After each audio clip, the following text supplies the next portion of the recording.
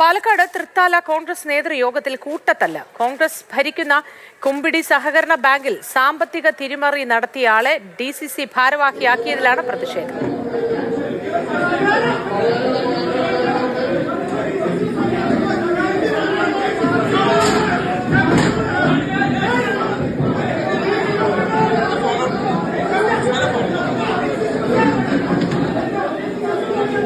Gokul VS വിശദാംശങ്ങളുമായി ചേരുന്നു. ഗോകുൽ, സംഘർഷം എങ്ങനെ അവസാനിച്ചു? ഒടുവിൽ ഒത്തുതീർപ്പായോ?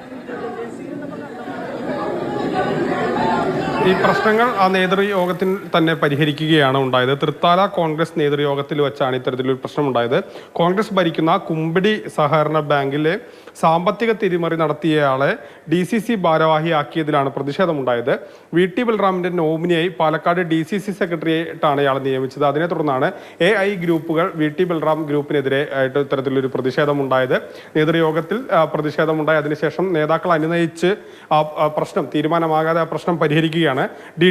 DCC പ്രസിഡന്റ് തങ്കപ്പന്റെയും KPCC general secretary C Chandran, KPCC നിർവാഹക സമിതി അംഗം CV ബാലചന്ദ്രൻ മാസ്റ്ററുടെയും ഒക്കെ നേതൃത്വത്തിലാണ് യോഗം ചേർന്നത്.